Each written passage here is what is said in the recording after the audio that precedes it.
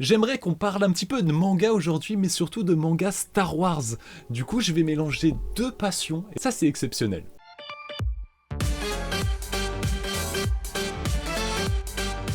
C'est ma deuxième vidéo en moins d'un mois, et je sais que ça déjà c'est exceptionnel, mais du coup laissez-moi vous parler un petit peu de manga Star Wars, parce que pour ceux qui ne savent pas, il y a des mangas Star Wars qui sont édités, des œuvres originales par pas mal d'auteurs, et c'est génial.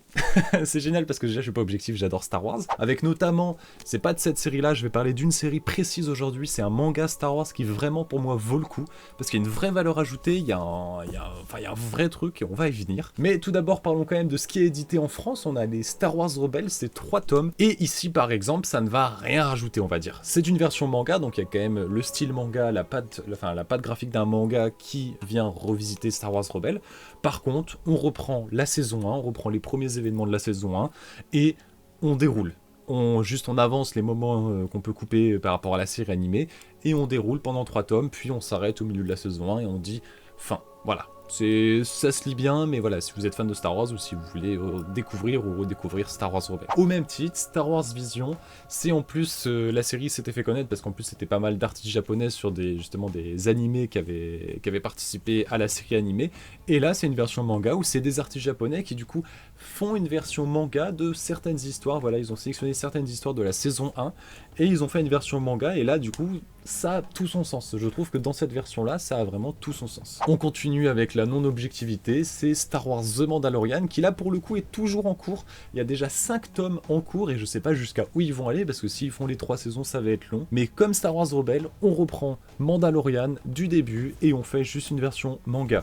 C'est sympa parce que ça donne une autre vision encore une fois, avec notamment Bébé Yoda, notre très cher, qui est très drôle en version manga, mais par contre voilà, ça n'invente rien. Je vais pas trop m'attarder dessus, mais on a aussi Star Wars La Haute République qui a des versions manga, parce que je sais que ça c'est très connu par rapport aux adaptations comics que j'ai pas encore lu, je me suis pas encore penché dessus. Mais ici on a des propositions manga où là par contre c'est des histoires originales, des personnages originaux, mais ça me botte pas tant que ça, je suis pas rentré à fond dans l'univers. Luke Skywalker Legend, ici on prend plein d'artistes japonais, on leur demande de faire des petites histoires, du coup c'est un one shot mais à l'intérieur il y a plein de petites histoires courtes proposées par ces artistes autour de Luke Skywalker. C'est sympa à lire, après ça m'avait pas transcendé, les histoires ne m'ont forcément pas appris grand chose, mais c'était sympa de voir les styles et les arts différents proposés dans le manga. Ici on est toujours en cours, 2 tomes, et il y aura normalement du coup un 3e et peut-être plus, ça je ne sais pas, c'est Star Wars Leia, et c'est sympa. Ça va pas réinventer Star Wars, mais c'est quand même original. Il va se passer des événements qu'on ne connaît pas, mais qui sont techniquement canons, parce que ces œuvres-là sont quand même canons dans l'univers de Star Wars. Et on va surtout voir des personnages interagir entre eux, et découvrir un petit peu Leia sur Alderaan à l'époque, c'est sympa, l'œuvre était sympa. Voilà, on a fait un petit tour, maintenant on va parler de Star Wars Étoile Perdue. Ça pour moi, c'est le manga qui vaut le coup. Ça, c'est le manga que vous devez retenir.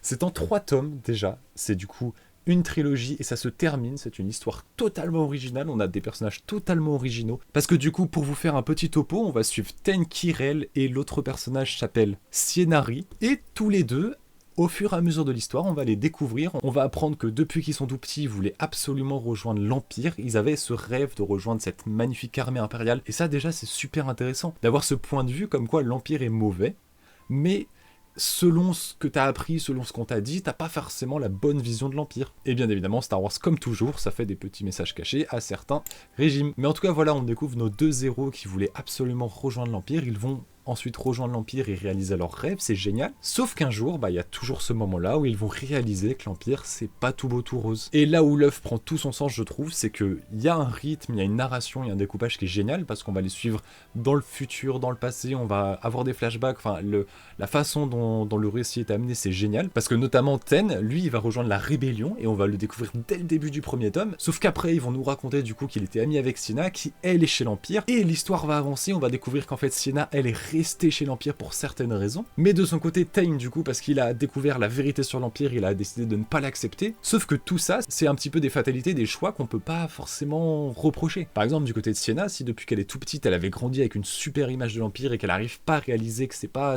aussi joli, c'est pas forcément facile d'accepter, moi en tout cas j'adore ce qui est proposé. Surtout que l'œuvre fait seulement 3 tomes, mais elle va vraiment prendre le temps de nous faire attacher à nos personnages, et sans rentrer dans les détails, là on est dans le premier tome, mais dans la suite, il y a des événements et il y a pas mal de parallèles où on va suivre justement nos deux personnages pendant des choses qu'on connaît de la trilogie originale. Et notamment un passage qui vraiment m'a marqué, m'a presque choqué quand j'ai lu, c'est on a la destruction de l'étoile de la mort, sauf que dans le manga, on a le chiffre exact de personnes qui sont mortes durant cette explosion. Et je vous jure que ça m'avait marqué parce que je m'étais dit, putain, c'est vrai que c'est mythique dans le Star Wars 4, l'étoile de la mort se fait exploser par Luke Skywalker, mais le nombre de personnes qui sont mortes, c'est vrai que j'y avais jamais pensé. Et là, dans l'œuvre, quand on a le chiffre et quand nos personnages disent on avait plein d'amis à l'intérieur, ça m'avait laissé sans voix à ma lecture. Pour moi, par rapport au titre, vous l'aurez compris, c'est vraiment le manga Star Wars qui vaut le coup, le manga que je vous conseille de vous pencher dessus à minimum. Le reste, c'est si vous êtes fan ou si ça peut vous tenter. Mais en tout cas, si vous êtes au moins fan de Star Wars, que vous n'avez jamais lu de manga, je vous le conseille, mais les yeux fermés, vous allez être choqué par votre lecture, je vous préviens. Parce que toute la recette est géniale et on passe vraiment par des émotions à la lecture. Et je pense même, je me permets que si vous n'êtes pas fan de Star Wars, ça peut vous plaire. Je vais conclure là-dessus et j'espère que la vidéo vous a plu. Allez, à la prochaine.